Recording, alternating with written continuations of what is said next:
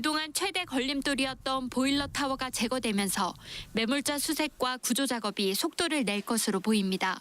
KBS 뉴스 김호입니다. 지금까지 KBS 뉴스 광장을 1TV와 동시에 들으셨습니다. 지금 시각 6시 14분입니다. KBS.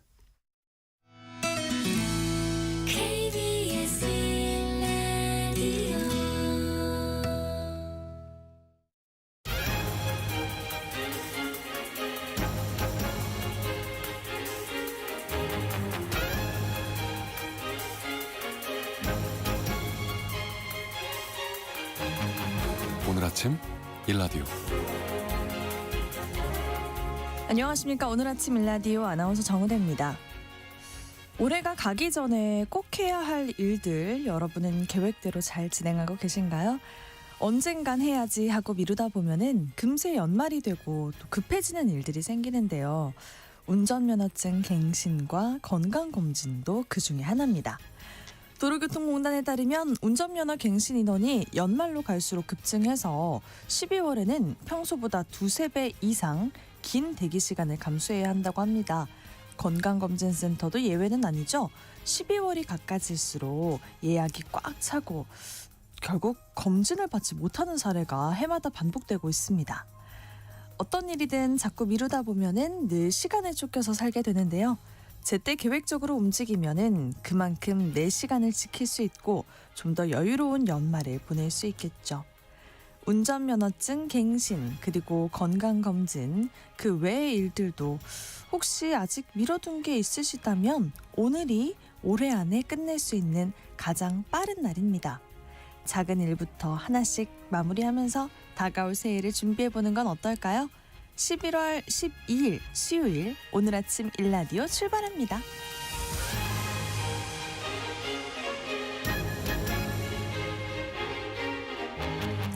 오늘 아침 일라디오 이 시간은 물론 KBS 일라디오의 모든 프로그램은 유튜브 KBS 일라디오 공식 채널이나 모바일 콩 어플리케이션을 통해서 실시간으로 함께하실 수 있습니다.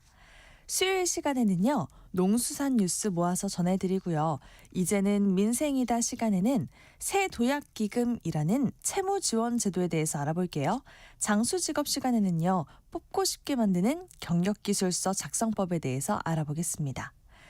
네, 청취자 여러분들이 참여하실 수 있는 오늘의 퀴즈 드릴게요. 내일이 2026학년도 대학 수학능력시험인데요. 오늘 수험생들은 예비 소집에도 참석해야 하고 컨디션 조절도 잘 하셔야겠습니다. 올해 수능은 경쟁이 더 치열할 것으로 보이죠. 2007년에 부와 복을 부르는 해라고 불리면서 출산율이 급증했는데요. 지금 고3 수험생들이 바로 그 2007년생들입니다. 자, 여기서 문제입니다. 이들이 태어난 그 해를 일컫는 말이자 복과 불을 상징하는 이 띠는 과연 무엇일까요? 재물을 뜻하는 동물과 불이 만난 특별한 해였죠. 추첨을 통해서 농촌진흥청에서 제공하는 흑삼 세트를 한 분께, 향긋한 커피 드실 수 있는 모바일 커피 쿠폰 4분께 드리도록 하겠습니다.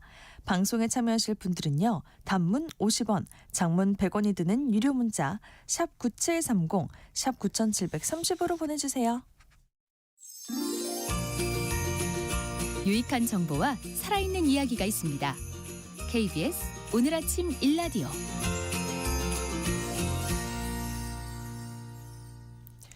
돼지고기를 수출하는데 걸림돌이 되어온 질병이 하나 있습니다.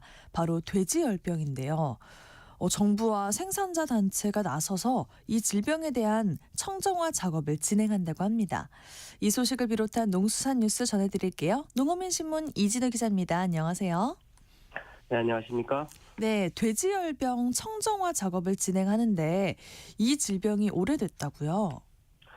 그렇습니다. 사실 질병이 발생한 것으로 따지면 상당히 오래됐고요. 지난 2000년을 목표로 해서 일본이 돼지열병 청정화를 추진하면서 당시 일본으로 돼지고기를 수출하던 우리나라에서도 이 청정화를 위한 노력을 본격적으로 기울이기 시작했는데요. 네. 지금 가축위생 방역지원본부의 전신이라고 할 수 있는 돼지콜레라 박멸 비상대책본부를 1999년에 설립하면서 본격적으로 청정화 계획을 추진한 바 있습니다. 네, 당시에는 일본으로 많은 양의 돼지고기가 수출됐다면서요. 그렇습니다. 지금은 돈가스용으로 우리나라에서도 많이 먹는 부위인데요. 근데 과거에는 돼지고기 등심이나 안심 이 부위는 국내에서는 별로 선호되지 않는 그런 부위였습니다. 그래서 소비가 안 되고 재고가 많이 쌓였었는데 이 부위가 일본에서는 또 인기 부위였고 그래서 이를 주로 일본으로 수출을 하게 됐던 겁니다. 당시에 한국육류유통수출협회 자료에 따르면은 1999년 우리나라 전체 돼지고기 수출액이 3억 4천만 달러 정도 가량을 기록하게 됐었는데요. 지금은 한 4천만 달러 정도 수출되고 있는 그런 상황이다 보니까 당시 일본으로의 돼지고기 수출이 얼마나 컸던지 알 수 있는 대목입니다. 와, 금액 차이가 크네요. 그럼 일본은 돼지열병 청정화를 이뤘던 건가요? 그렇습니다. 당시에 이제 일본은 당초 계획대로 2000년에 돼지열병 청정화를 선언을 했고요. 이렇게 청정화를 국제기구인 세계동물보건기구로부터 인정을 받고 난 다음부터 우리나라부터의 돼지고기 수입을 중단을 했습니다. 이게 돼지고기 수출이 급감한 제일 중요한 사건이라고 할 수 있는데요. 그래서 시간이 지나긴 했습니다만은 다시 돼지열병 청정화를 추진하기로 한 그런 상황이다. 이렇게 보시면 될 것 같습니다. 네, 그러면 언제까지 청정화를 하겠다는 계획을 갖고 있나요? 앞선 사례를 보면은 그 단기간에 되긴 좀 어려울 것 같은데요. 그렇습니다. 이 농식품부에서는 2027년까지 청정화 기반을 구축하는 단계, 그리고 2029년까지 청정화를 확인하는 단계, 그리고 2030년까지 청정화 달성 단계 이렇게 나눠서 청정화를 추진하겠다 이런 계획이고요. 이후 2031년부터는 청정화를 유지하는 데 노력하겠다 이렇게 하고 있습니다. 이렇게 하는데 이제 핵심 중 하나가 바로 신형 마커 백신이라는 게 중간에 또 존재하기도 합니다. 신형 마커 백신이라는 게 어떤 건가요? 이 백신은 자연 감염에 의한 항체와 백신에 의한 항체를 구분할 수 있다는 점에서 야외 바이러스의 유무를 확인할 수 있기 때문에 청정화에는 중요한 역할을 하게 됩니다. 그리고 또 우리나라에서도 2017년부터는 돼지열병 발생 사례가 지금 없는 상황이고요. 네. 그래서 야외 바이러스의 활동 사례도 없다 이렇게 보고 있습니다. 그리고 또 전국 단위로 진행되고 있는 백신 접종으로 백신 항체 양성률도 95% 이상이어서 청정화 여건은 성숙한 것으로 보고 있다는 게 농식품부의 설명이기도 합니다. 이외에도 돼지가 걸리는 질병이 많다면서요. 그렇습니다. 이게 PRRS하고 PED 같은 경우가 양돈장의 대표적 소멸성 질병이라고 할 수 있는데요. 이 발생 건수가 좀처럼 줄지 않고 있어서 문제로 자리 잡고 있는 질병들이라고 할 수 있겠습니다. 이게 농식품부가 추정한 데 따르면은 이들 질병이 양돈 산업에 미치는 피해 이게 연간 한 5천억 원 정도 된다 이렇게 보고 있는데요. 네. 그래서 이들 질병은 발생 건수를 줄이는 데 목표를 맞춰서 방역을 추진한다고 합니다. 5천억 원가량의 피해가 발생하는 질병인데 별도로 관리되진 않았던 거예요? 그렇습니다. 보통 이제 구제역이나 앞서 말씀드린 돼지열병 그리고 이제 조류 쪽에서 고병원성 조류 인플루엔자가 있는데 이런 질병 같은 경우는 일종 가축 전염병으로 지정을 해서 정부가 직접 관리를 하고요.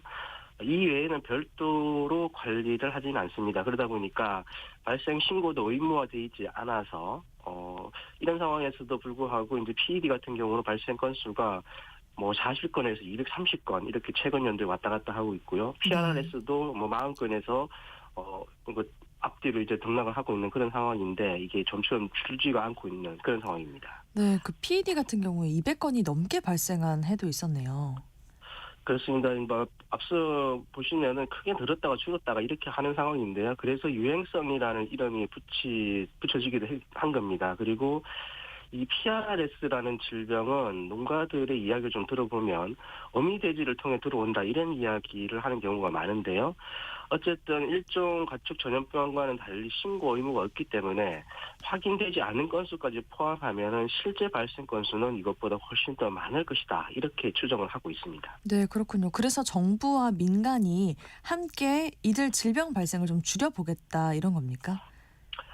그렇습니다. 이제 계획으로 나온 게 농장 단위에서 질병 발생 현황을 파악을 하기 위해서 정부 주도로 모니터링 검사를 진행을 하고요. 이 외에도 농가가 자체적으로 민간 기관에서 받은 질병 검사서를 제출받아서 질병 발생 현황을 확인을 해서 이걸 농가들한테 다시 제공하게 됐습니다. 그리고 어미돼지를 외부 정돈장으로부터 입식한 후에 PRS가 발생했다는 일반 돼지 농장의 문제 제기가 많다는 점에서 외부에서 유입되는 어미돼지가 농장 내부로 입식되기 전에 반드시 순치 과정을 거치도록 하는 방안도 지금 구상 중이라고 합니다. 네, 빠른 시간 내에 그 청정국 인증을 받아서 다시 수출길이 열리면 좋겠습니다. 농어민신문 이진우 기자였습니다. 잘 들었습니다. 감사합니다.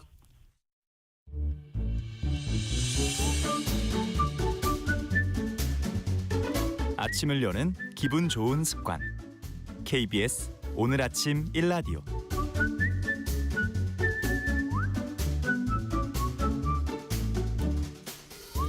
고금리 고물가 상황이 오래 이어지면서 생활고를 겪는 분들이 참 많은데요. 한계에 내몰린 서민 경제를 돌보기 위해서 정부가 새 도약 기금 제도를 도입했습니다. 오래된 빚을 국가가 사들여 탕감을 해준다 이런 정책인데요. 성실하게 빚 갚던 사람은 뭐가 되나 해서 우려의 목소리가 또 나오고 있죠. 나는 과연 대상이 될까? 어떤 절차를 거칠까? 궁금한 점들 많으실 것 같은데요. 이제는 민생이다 시간에 준비했습니다. 서민금융진흥원 전지용 팀장님 나와주셨어요. 안녕하세요. 네, 안녕하세요. 네, 팀장님. 새 도약기금 이게 시행에 들어갔습니까? 어떤 분들이 그 대상입니까? 예, 새 도약기금은 계획이 아니라 이미 시작이 되었습니다. 바로 며칠 전 10월 30일 새 도약기금이 캠코나 국민행복기금이 갖고 있던 빚을 1차도 사들였습니다. 네. 대상은 두 가지 조건을 모두 갖추신 분들이 대상인데요. 첫째는 7년 이상 빚을 못 갚은 분들입니다. 날짜로는 2018년 6월 19일 이전에 연체가 시작된 분들이죠. 둘째는 원금이 5천만 원 이하인 분들인데 사업자 대출도 포함입니다. 그럼 신용카드 연체액이나 렌탈 또 리스 같은 일반 대출이 아닌 그런 채무도 대상에 포함이 됩니까? 네, 아주 중요한 질문인데요. 결론부터 말씀드리면 신용카드 연체 대금이나 캐피탈사의 리스료 둘 다 금융회사가 가진 금융채권이기 때문에 이번 기금의 지원 대상에 포함이 됩니다.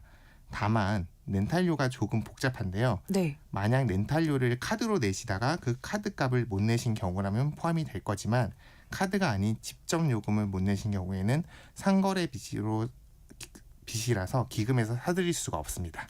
그렇군요. 그래서 빚탕감 규모는 어느 정도 됩니까? 10월 30일 1차로 시행한 매입 규모는 34만 명, 5조 4천억 원치입니다. 웬만한 중소도시 인구 전체에 해당하는 숫자인데요. 네. 또한 향후에 총 16조 4천억 원을 매입해서 113만 명의 차주가 수혜를 입으실 겁니다. 가장 중요한 건 빚독촉이 새도약 기금이 매입한 순간부터 바로 멈췄다는 겁니다. 그래요. 이분들이 따로 신청을 해야 혜택을 받을 수 있는 거죠? 아닙니다. 여기가 가장 중요한데요. 새도약 기금 본 지원은 채무자가 따로 신청하실 필요가 없습니다. 기금이 먼저 금융사에서 빚을 사들인 다음에 당신 빚을 우리가 가져왔습니다 하고 알려드리는 방식이거든요. 내 빚을 어떻게 됐나 궁금하신 분들은 12월에 문을 여는 새도약 기금 홈페이지에서 직접 확인하시거나 새도약 기금 콜센터 1660-0705를 통해서 확인하실 수 있습니다. 네, 그러면 그렇게 빚을 사들인 후에는 어떻게 되는 거예요? 네, 바로 그 다음 단계가 상한 능력 심사입니다. 이것이 아주 편리해졌는데요. 예전처럼 일일이 서류를 떼러 다니실 필요가 없고요. 새도약 기금이 정부의 행정 데이터를 묶어서 한 번에 심사할 예정입니다. 네, 그럼 심사는 어떤 절차로 이루어집니까? 심사는 채권자로부터 사들인 빚에 대해 기금이 정부의 행정 데이터로 해당 채무자의 재산과 소득을 조회합니다. 예를 한번 들어드릴게요. 네. 국세청의 소득 자료를 이용해 이분의 소득 분위하고 행안부 및 국토부의 자료를 통해 재산 유무를 확인하여 갚을 능력을 토대로 심사 결과를 내놓습니다. 그리고 마지막으로 심사한 결과를 차주에게 통지하고 소명 기회를 드리고 최종적으로 확정하게 됩니다. 그러면 그렇게 심사한 결과에 따라서 어떻게 지원이 달라져요? 네, 심사 결과는 세 가지로 나눠지는데요. 첫째는 갚을 형편이 전혀 안 되는 분들은 빚을 완전히 없애줍니다. 소각하는 기준으로 기초생활수급자, 중증장애인 연금 수령자, 보훈 대상자 분들은 정부 자료에 확인되는 대로 바로 빚을 없애드립니다. 네. 그 외에 소득이 중위소득 60% 이하, 월 한 154만 원 정도이면서 생계형 재산을 빼고 가진 게 없는 분들은 1년 안에 빚을 소각해 드리는 거죠. 한번 예를 들어 드릴게요. 홀로 사시는 70대 어른이신이 계신데 기초연금 30만 원 이하가 전부고 유일한 재산이 1,500만 원짜리 전세 보증금이라고 해볼게요. 네. 이분은 소득이 기준보다 훨씬 적고 보증금도 최우선 변제 금액이라 생계형 재산에 해당을 하거든요. 이런 경우 빚을 갚을 힘이 전혀 없다고 보고 빚 전액을 없애드리는 겁니다. 그렇군요. 생계형 재산의 기준이 일단 명확한 것 같네요. 다음 두 가지는 그럼 어떻게 분류가 될까요?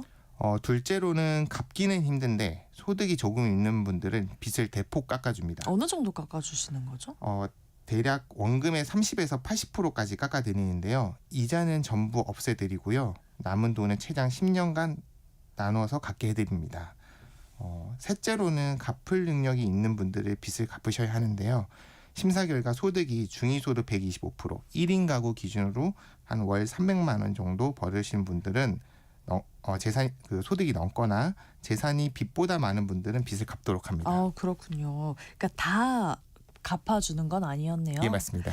네, 근데 7년 이상 연체자는 이렇게 빚을 탕감을 해주는데 힘들게 빚 갚아온 나는 뭐가 되나 이런 성실상환자분들의 박탈감 이게 좀 우려가 되는데 어떻습니까? 네, 그 말씀 깊이 공감합니다. 근데 하지만 누구나 실직이나 재난으로 장기 연체에 빠지게 될 수 있는데요. 네. 이 악순환을 차단하고 사회적 재기를 도모하는 제도 방침을 생각해 보면 사회적 재기 지원 시스템이라고 하나라고 생각합니다. 네, 그러니까 일단 탕감이 목적이 아니라 그 재기가 목적인 거군요. 맞습니다.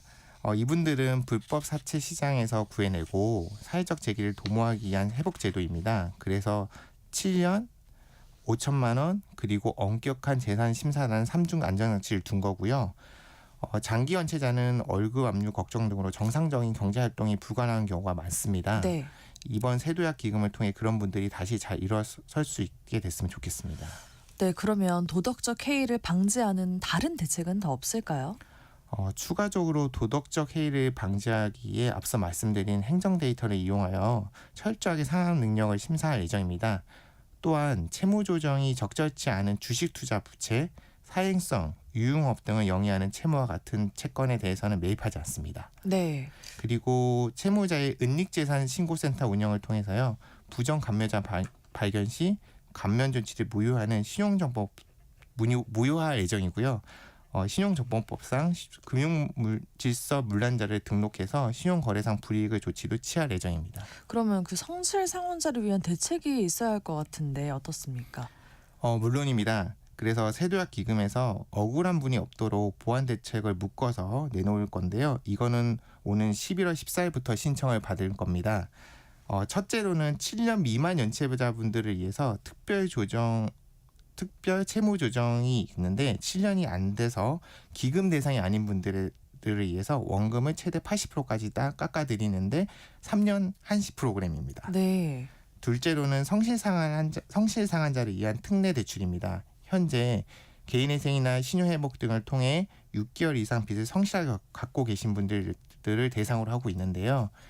예를 들어 1년 동안 월 10만 원씩 잘 갖고 계신 분들인데 갑자기 아이 병원비 200만 원이 필요해졌다고 해보죠. 이럴 때 대다수의 분들이 고금리 대부업체에 손을 벌리는 게 아니라 연 3, 4%대 저금리로 1,500만까지 급한 돈을 빌려드리는 건데 또 빚 갚느라 빚을 지는 고리를 끊어드리는 것을 목표로 하고 있습니다. 그게 특례 대출이네요. 예, 맞습니다. 그렇게 빚의 악순환을 끊어주는 겁니까? 네. 그리고 여기서 끝나는 것은 또 아니고요. 가장 근본적인 해결책이 남았는데 어떤 거죠? 빚을 탕감해줘도 당장 먹고 살 소득이 없으면 또 빚을 지게 됩니다. 세도약 기금에서 빚 없는 사람이 아니라 소득을 내는 경제 주체로 복귀시키는 것을 최종 목표로 하고 있습니다. 그래서 이번 세도약 기금 대상자분들에게 고용복지 복합지원 프로그램을 안내 연계해드리고 있습니다. 그럼 고용복지 연계라는 게 어떤 거예요? 예를 들어드리는 게 가장 좋을 것 같습니다. 예를 들어 한 50대 남성분이 세도약 기금의 채무 조정을 위해서 저희 서민금융통합지원센터에 오셨다고 해볼게요. 네. 이분께서는 코로나 때 식당을 폐업하고 빚만 남은 상태로 일용직을 전전하고 계실 수 있겠죠. 이분이 세도약 기금 대상자로 확인이 되셔서 오셨으면 상담사가 빚 상담만 하는 게 아니라 그 자리에서 바로 그분의 전체적인 현재 사정을 살피게 됩니다. 혹시 당장 월세가 밀리셨나 여쭤보고 본인도 몰랐던 긴급복지 지원, 주거비, 생계비를 받을 수 있도록 행정복지센터로 바로 연결시켜드리고요. 네. 그리고 동시에 고용노동부에서 운영하고 있는 국민취업제도로 연계해서 이분이 빚은 빚대로 해결하고 당장 생계비와 주거비도 지원받으면서 자격증 같은 것들 교육받아서 재기를 준비할 수 있게 하게 됩니다. 고객이 직접 관련 기관에 방문하지 않아도 빚, 일자리, 복지 이 세 가지를 한 곳에서 상담받을 수 있고요. 또 필요한 경우에는 관련 기관에 연계해드리고 있을 예정입니다. 네, 그래서 종합적으로 문제를 해결해 나갈 수 있어서 좋을 것 같습니다. 그러면 이 방송을 듣고 새 도약기금에 나도 해당이 될까 궁금하신 분들은 어디로 문의하는 게 좋을까요? 신청이 두 가지로 나뉘어질 것 같습니다. 첫째로는 7년 미만짜리에 운영되는 특별 채무 조정이나 기존 채무 조정을 통해 성실하게 상환하고 있는 성실상환자 특례 대출은 직접 신청을 하셔야 합니다. 직접 해야 되는 거군요. 네, 맞습니다. 오는 11월 14일부터 시작이 되니까요. 전화번호 1600-5500으로 미리 상담 예약을 하시고요. 예약이 되면 가까운 서민금융통합지원센터를 방문해 주시면 됩니다. 둘째로 세도약 기금 보훈 지원은 신청하실 필요는 없고요. 상환 능력이 없으신 분들은 소각이 될 거고요. 다만 일부 상환 능력이 있어 강화된 채무 조정 대상으로 분류된 분들은 채무 조정 시 채무 약정이 필요하여 세도약 기금에서 문자가 나갈 겁니다. 그 문자를 통해서 채무 대상자께서는 신용회복위원 상담을 안내할 예정입니다. 네, 앞으로의 계획은 어떻습니까? 또한 이번 34만 명 정부기관 빚을 사들인 것으로 시작으로요. 11월부터는 은행, 보험사 같은 민간금융사 빚도 본격적으로 사들일 예정입니다. 금융권도 총 4,400억 원을 보태기로 했고요. 정부는 추가적으로 대부업체들도 참여할 수 있도록 적극적으로 독려할 예정입니다. 네, 금융 지원이나 복합 지원 상담이 필요한 분들은 번호를 다시 한번 알려주시면 좋을 것 같아요. 네, 빚의 무게 때문에 삶을 포기하거나 마셨으면 합니다. 개인적으로. 네. 장기 연체자 같은 경우에는 월급 압류 걱정 등으로 정상적인 경제활동이 불가능한 경우가 많거든요. 절대 혼자 고민하지 마시고요. 금융지원이나 복합상담이 필요한 경우에는 서민금융통합콜센터 1397로 전화를 주시거나 가까운 서민금융통합지원센터의 문을 두드려주시 부탁드립니다. 네, 1397번 맞죠? 예, 맞습니다. 네, 혼자 고민하지 말라는 따뜻한 말씀이 와닿습니다. 이제는 민생이다 시간, 오늘은 새 도약기금에 대해서 함께 알아봤습니다. 서민금융진흥원 전지용 팀장님과 함께했습니다. 고맙습니다. 감사합니다.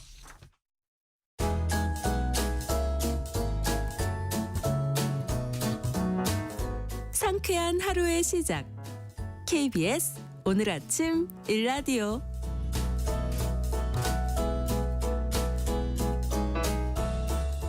직장은 나와도 평생 직업이 필요한 시대를 위한 장수 직업 시간입니다. 요즘 참 취업하기가 힘들다고 하는데 예전에는 이력서 한 장이면 충분했지만 이제는 경력 기술서가 없으면 경쟁에서 밀리는 시대라고 합니다. 특히 신입, 중고 신입, 경력직 모두에게 이 경력 기술서가 필수 문서로 자리가 잡혔다고 하는데요. 오늘은 뽑고 싶게 만드는 경력기술서 작성법에 대해서 이야기 나눠볼게요. 커리어비전 최진희 대표님입니다. 안녕하세요. 네, 안녕하세요. 네, 대표님 요즘 채용시장에서 신입 지원자들도 이 경력기술서를 작성한다 이런 이야기를 많이 듣는데 신입이 경력기술서를 어떻게 작성을 하는 걸까요? 네, 요즘은 트렌드가 조금 많이 바뀌었습니다. 역량평가를 하다 보니까 신입한테도 경력기술서를 요구하는 곳이 종종 있는데요. 과거에는 우리가 경력기술서는 직장생활 한 3년 이상 그래서 경력직이라고 인정받을 때 그 사람들이 내가 전 직장에서 어떤 업무를 했는지에 대한 내용을 했기 때문에 거의 경력자들의 전유물이었는데 네. 이제는 신입은 물론 인턴 경험이 있는 중고 신입들까지 이런 경력기술서를 작성하는 추세입니다. 삼성이나 SK, LG, 현대자동차 같은 이런 주요 대기업들뿐만 아니라 우리가 공공기관을 지원할 때 보면 경험기술서와 경력기술서를 작성하게 되어 있습니다. 아예. 그래서 신입이라 하더라도 경험이나 경력기술서를 작성을 해야 되는데요. 공식적인 경력은 아니더라도 혹시 신입 중에 내가 뭔가 경험, 돈을 받고 일한 게 있다면 내가 이번에 지원할 때 경력은 아니지만 네. 그죠? 신입이라 하더라도 직무 역량을 보여줄 수 있는 경험을 조금 더 상세하게 기술을 해주시는 게 더 유리하고요. 그래서 우리가 오늘은 내가 신입이든 경력이든 이 경력 기술서 관점에서 접근하는 게 조금 더 유리하실 것 같습니다. 좋습니다. 그러면 먼저 기본적인 질문부터 제가 드려볼게요. 경력기술서가 정확히 어떤 문서인지 설명을 부탁드리고요. 그게 이력서나 자기소개서와는 좀 다른 거잖아요. 네, 그렇죠. 경력기술서는 지원자가 과거에 수행했던 업무 경험이나 역할 그리고 주요 성과를 구체적으로 기술한 문서입니다. 특히 요즘 기업들은 좀 학력보다는 직무 적합성을 더 많이 보고 있거든요. 경력기술서를 통해서 이 지원자가 우리 회사에서 바로 성과를 낼 수 있는 사람인가 아닌가를 판단하다 보니까 경험이나 경력기술서를 아주 중요하게 보고 있습니다. 우리가 이력서, 자기소개서, 경력기술서 이렇게 세 개가 있다라고 하면 이력서는 사실을 나열하는 나를 소개하는 문서라고 할 수 있습니다. 네. 즉 나의 꼬리표? 이렇게 나의 꼬리표다. 꼬리표다. 이건, 꼬리표다. 우리가 옷을 사도 택 꼬리표가 있잖아요. 네네. 그것처럼 이걸 계속 따라다니는 건데 예를 들자면 어느 대학 졸업했고 토익 점수가 몇 점이고 과거에 내가 어느 회사에서 근무했었고 이거는 팩트거든요. 이건 변할 수가 없기 때문에 나의 꼬리표다라고 할 수 있는 거고요. 자기소개서는 나의 이야기, 감성적으로 상대를 설득하는 겁니다. 그래서 자기소개서는 초점이 나한테 맞춰져 있는데요. 나라는 사람은 이런 성장 과정을 겪었고 이런 성격이 있고 나는 너네 회사에 이런 이유로 지원하고 싶어라는 일종의 러브레터 같은 왜 우리가 좋아하는 사람한테 막 편지를 쓰잖아요. 나 너에 대한 막 마음이 어떻고 어쩌고 내가 돈은 없지만 그래도 너를 향한 마음은 이만큼이야 막 이렇게 네네. 얘기하는 것처럼 자기소개서는 그런 러브레터라고 보시면 될 것 같습니다. 마지막으로 이 이력서하고 자기소개서하고 다르게 경력기술서는요. 네네. 나의 역량을 증명하는 문서입니다. 그래서 자기소개서가 자신한테 초점을 두고 있다라고 하면 경력기술서는 자기 자신보다는 내가 해냈던 일에 초점을 맞춘다고 보시면 됩니다. 내가 아니라 일에 초점이 네, 그렇습니다. 나는 이런 일을 했고 그리고 이런 방식으로 했고 이 정도의 성과를 낸 적이 있어. 그렇기 때문에 앞으로도 이런 거 할 줄 알아. 라는 좀 더 나에 대한 사용 설명서 같은 매뉴얼이라고 보시면 될 것 같아요. 나는 이런 거 해봤고 이런 거 했어. 그러면 그 경력기술서를 딱 인사 담당자에게 볼 때 이 사람은 이런 거 했으니까 앞으로 우리 회사도 이런 거 할 수 있겠네라는 이 사람을 어떻게 사용하면 되겠네 이런 게 보이잖아요. 네. 이 사람을 어느 적소에 어떻게 해서 어떤 성과를 낼 수 있도록 할 수 있겠다라는 게 보여지기 때문에 우리가 경력기술서는 아무래도 나의 사용 설명서 이렇게 생각을 하시면 좋을 것 같습니다. 지금 이력서는 꼬리표, 자기소개서는 러브레터, 또 경력기술서는 사용설명서다 이렇게 비유를 해주셨는데 이렇게 설명을 해주시니까 정말 귀에 쏙쏙 들어오고 이해가 잘 됩니다. 네. 인사 담당자가 자소서를 읽다가 자기소개서를 읽다가 말은 좀 번지르르 하는데 진짜 뭘 할 줄 알지라는 의심이 들고 궁금해질 때 이 사용 설명서인 경력 기술서를 보고 확신을 가질 수 있을 것 같아요. 네. 그러면 그 10년차, 20년차 중장년들은 이력서만 봐도 굉장히 화려할 텐데 경력 기술서가 왜 필요할까요? 그렇게 생각하실 수 있을 것 같아요. 그냥 나는 땡땡 회사에서 부장 10년을 지냈고 네. 땡땡 회사 부장 타이틀 이것만 갖고 있어도 이 한 줄만 있어도 충분히 내 경력을 증명할 수 있을 것 같은데 굳이 경력기술서가 필요할까라고 생각하시겠지만 아주 중요하게 필요합니다. 왜냐하면 중장년의 경력은 실무보다는 관리에 좀 더 집중될 수도 있기 때문에 그렇죠. 저희가 뭐 중장년 분들을 보시면 보통 20, 30년 이상을 하셨기 때문에 실무진보다는 관리 직급에 더 가깝습니다. 네네. 그래서 저희가 이 중장년들을 뽑을 때는 실무와 관리 업무가 혼재되어 있기 때문에 이분이 땡땡 부서 부장이라고만 쓰면 이 사람이 실무 감각이 떨어진 관리 업무만 한 사람인지 아니면 실무 업무와 관리를 다 했던 사람인지 이거를 알 수가 없거든요. 그래서 중장년의 경력 기술서는 내가 5명의 팀을 이끌고 어떤 전략을 세워서 땡땡 프로젝트를 성공시켜서 뭐 전년 대비 매출을 뭐 몇 % 성장 달성을 했다. 이런 나의 관리 역량이 실무 성과로 어떻게 이어졌는지가 팩트로 증명을 해야 되는 자료입니다. 그래서 직함 뒤에 우리가 땡땡 부장이라는 이런 직함 뒤에 숨겨진 진짜 실력을 보여주는 그런 문서라고 볼 수가 있습니다. 그렇겠네요. 경력기술서는 신입한테는 나의 경험을 직무 역량으로 번역해주는 번역기 같은 역할이라고 보실 수 있고요. 네. 중장년한테는 나의 경력을 핵심 성과로 증명하는 증명서의 역할을 하고는 것이라고 보시면 좀 더 쉽게 이해하시기 좋으실 것 같습니다. 네. 그러면 뽑고 싶은 경력기술서 작성법 그것에 대해서 좀 알려주세요. 뭐 어떤 것부터 해야 될까요? 대부분 사람들이 경력기술서 쓰라고 하면 펜을 잡고 내가 뭐 했더라 이렇게 생각하고 계시거든요. 컴퓨터 쓰는데 화면만 보고 계시는 분들도 계세요. 과거 기억부터 다 더듬기 시작하는데요. 이거는 순서가 틀렸습니다. 왜냐하면 경력기술서의 시작은 나가 아니라 상대방 기업에서 어떤 사람을 뽑을지를 먼저 생각하는 겁니다. 네. 그래서 내가 지원할 채용 공고를 분석하는 것이 경력기술서의 첫 단계라고 보시면 될 것 같습니다. 채용 공고 분석. 네, 그렇습니다. 채용 공고에서 요구하는 주요 업무나 자격 요건이나 특히 우대 사항 같은 게 나오는데 이런 것들은 미리 좀 체크를 다 해두셔야 됩니다. 네.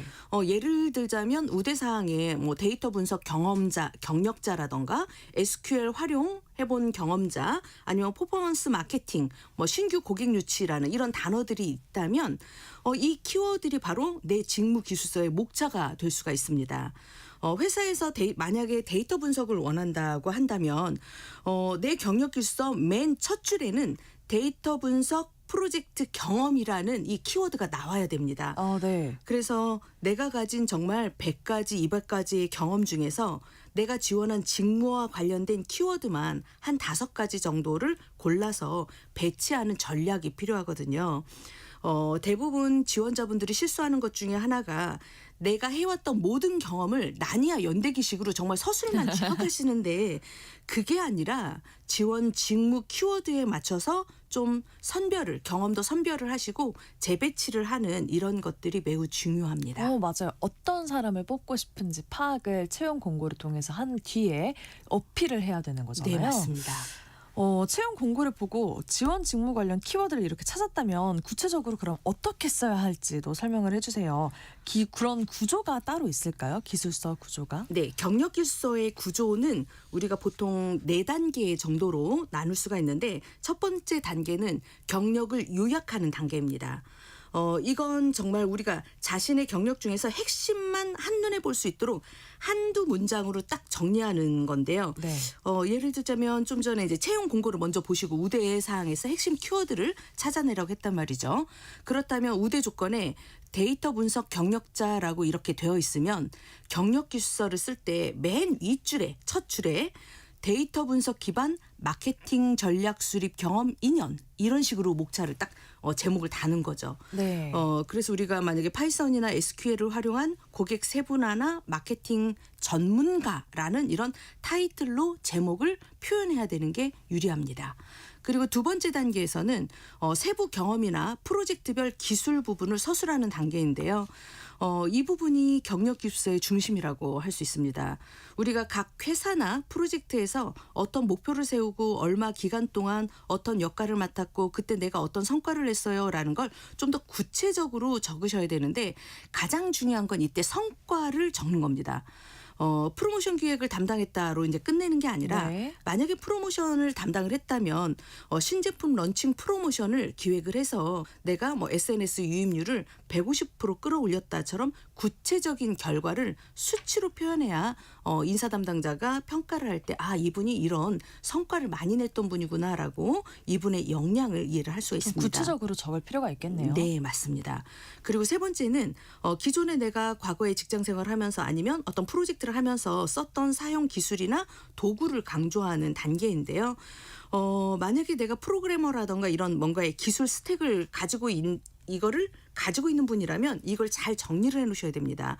만약에 내가 디자이너 업무를 지원한다면 뭐 포토샵이라던가 일러스트라던가 이런 도구들을 어느 정도 사용할 수 있는지, 그리고 IT 개발자라면 뭐 파이썬이나 SQL, 뭐 협업은 어느 정도 가능한지, 이런 전문성을 보여주는 근거가 되기 때문에 세 번째 단계에서는 반드시 사용 기술과 도구를 강조를 해야 됩니다. 네. 그리고 마지막 네 번째 단계에서는 핵심 역량과 직무 관련성을 강조를 하셔야 되는데요. 직무 관련한 기술이나 툴, 자격증을 나열을 하시고요. 단지 나열만 하는 것보다는 약간 숙련도를 표시하면 좋습니다. 엑셀은 어느 정도 능숙하고 우리가 파이썬이 초급인지 중급인지 상급인지 뭐 이런 것들 그 숙련도까지 표시를 해주면 더 좋습니다. 이제까지 써온 경험들을 직무와 어떻게 잘 연결할지를 설명하는 단계이기 때문에 우리가 본인의 경험들을 역량을 중심으로 쓰시면 좋습니다. 그래서 우리가 경력기술서의 구조를 좀 더 요약을 하자면 첫 번째 단계에서는 어떤 일을 해왔는지를 간단하게 요약하시고, 두 번째 단계에서는 세부 경험에서 어떤 성과를 냈는지를 중심으로 쓰시고, 세 번째 단계에서는 기술을 어떤 도구를 써서 썼는지를 기술을 설명하시는 거고, 마지막 네 번째 단계에서는 이 경험들이 내가 지원한 직무와 어떻게 이어지는지에 대한 핵심 역량을 지원 업무하고 연결시키는 이런 네 가지 단계로 풀어내면 완성도 높은 경력기술서를 작성하실 수가 있습니다. 네, 그 경력기술서 구조에 대해서 요약을 또 해주셨는데 이걸 체크리스트처럼 활용을 해서 내가 이렇게 잘 썼는지 확인해보는 것도 좋을 것 같아요. 그러면 인사 담당자의 눈을 좀 사로잡을 수 있는 그런 경력기술서 글쓰기 공식 그런 것들도 있을까요? 네, 있습니다. 인사 담당자가 뭐 1분 이상은 보지 않습니다. 사실 1분 안에 눈에 확 들어와야 되니까 첫 번째는 역순으로 쓰십니다. 최근 경험부터 상단에 배치를 하시고요. 두 번째는 서술식보다는 개조식으로 딱딱 한눈에 들 수 있게 하시고, 세 번째는 성과 중심으로 쓰시면 훨씬 더 유리하십니다. 네, 역순, 개조식, 성과 이렇게 말씀을 해주셨습니다. 현장에서 보면은 지원자들이 경력기술서를 쓸 때 자주 하는 실수들이 눈에 띄실 것 같아요. 네. 가장 많이 하는 실수 어떤 게 있을까요? 가장 흔한 실수로는 나열하는 문장입니다. 뭐뭐를 담당했다, 뭐뭐 수행했다 이런 식으로 나열만 쭉 하는데 인사 담당자 입장에서는 그래서 어떤 성과를 냈다는 거야. 이걸 보고 싶은데 계속 나열만 하시는 거예요. 네. 두 번째는 성과를 쓰긴 쓰셨는데 팀 성과만 강조하시는 경우가 있습니다. 저는 팀을 보는 게 아니라 그 사람의 역량을 보기 때문에 팀이 아니라 너는 그러면 그 팀 성과에 어떤 걸 기여했는데 이 부분을 보기 때문에 본인의 성과를, 본인의 역할을 강조하실 필요가 있고요. 세 번째는 너무 추상적으로 쓰십니다. 열정적으로 하겠다, 성실하게 하겠다 이런 건 증명되지 않기 때문에 기한 내 제출 뭐 100% 유지라던가 수치를 좀 더 넣어서 사실을 제시하는 게 중요합니다. 그리고 너무 길게 쓰는 것도 좋지 않습니다. A4 용지 정말 3-4장까지 쓰시는 분도 제가 봤거든요. 핵심 위주로 간결하게 하시고요. A4 용지 한 장에 담아서 채용 담당자가 한눈에 볼 수 있도록 써주시는 게 훨씬 더 좋습니다. 그렇군요. 지금 과정과 성과를 잘 소개하는 것이 중요하다 이런 말씀을 해주셨습니다. 잘 기억할게요. 1040님이 경력기술서를 처음 알게 되었는데 취준생입니다. 경력기술서에 대한 친절한 설명과 작성법 알려주셔서 감사합니다 라고 보내주셨습니다. 네, 감사합니다. 장수직업시간 커리어비전 최진희 대표님과 함께했습니다. 고맙습니다. 네, 감사합니다. 네, 오늘 퀴즈의 정답은 황금돼지띠였습니다. 8809님 황금돼지띠입니다. 1053님 제 아들 2007년생 황금돼지띠예요 라고 보내주셨어요. 7217님 황금돼지 벌써 황금돼지띠가 수능을 보는군요. 방송에서 황금돼지띠 출생이 늘었다는 뉴스가 엊그제 같은데 라고 보내주셨습니다. 3145님 정답 황금돼지띠입니다. 출근 준비 시간 너무 바빠요. 조카가 수능 보는데 돼지처럼 복된 점수 받길 바랍니다 라고 응원도 보내주셨네요. 오늘 퀴즈 정답 황금돼지띠 상품 받으실 당첨자분들은 홈페이지에 게시해 놓을게요. 오늘 아침 일라디오 아나운서 정은혜였습니다. 좋은 하루 보내세요.